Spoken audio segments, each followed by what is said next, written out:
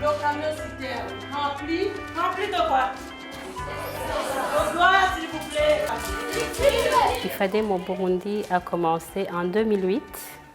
Ça a commencé par une phase d'expérimentation qui a concerné deux provinces, la province Kayanza et la province Bujumbura-Mairie.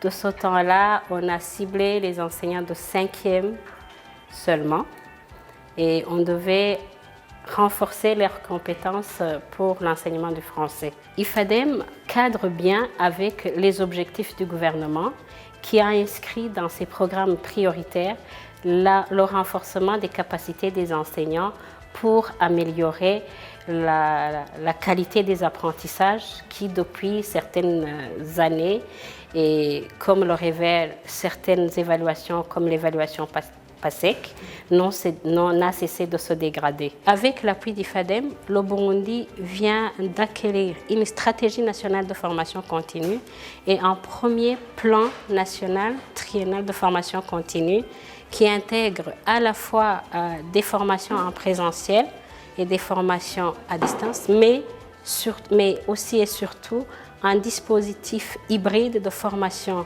en partie à distance et en présentiel qui permet de former plus d'enseignants à moindre coût.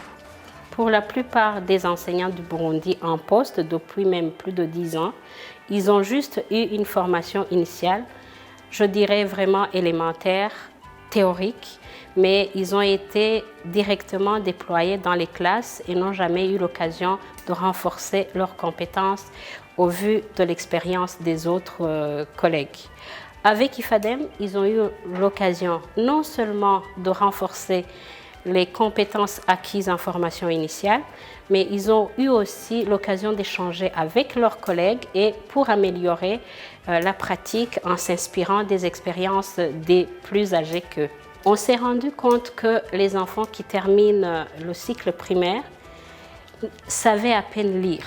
Alors, dans le cadre IFADEM, il y a eu des contenus pour renforcer l'enseignement au apprentissage de l'oral, de l'expression, aussi bien orale qu'écrite. La formation IFADEM a été vraiment globale pour ce qui concerne les pratiques de classe des enseignants. Donc, on a donné des livrets, 4 livrets axés sur le renforcement des compétences des enseignants sur la didactique du français.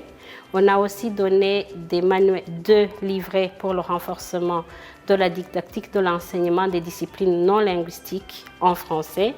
On a aussi donné un livret sur l'évaluation des apprentissages. Globalement, le programme IFADEM a couvert tous les domaines de l'enseignement-apprentissage à l'école primaire. En plus de cela, comme on s'était rendu compte qu'il y a des manuels scolaires, mais il existe très peu d'outils pour le renforcement de l'oral, on a conçu des ressources audio qui ont été mises sur CD et des postes de radio ont été distribués à chaque école et ces postes de radio sont équipés de lecteurs CD et ainsi les enseignants peuvent utiliser ces CD pour renforcer la lecture, la compréhension de l'oral et faire la correction phonétique de leurs élèves. Quel est le poids du camion? D'abord, le poids du camion vide. Le poids du camion, s'il est rempli.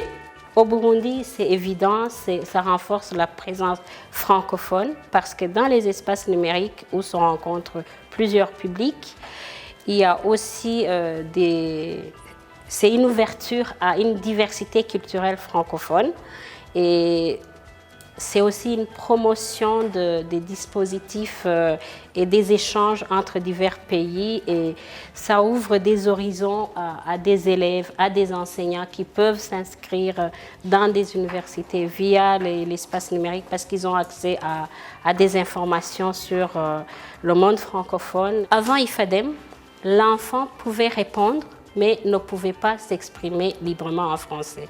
Maintenant, l'enfant qui maîtrise mieux le français, il ne parle plus seulement le français à l'école et en classe, il a envie de parler beaucoup plus français à la maison, au marché, à l'école, dans les cours, etc. Donc pour moi, je pense que c'est un élan vers une francophonie plus vivante au Burundi et même au-delà des frontières.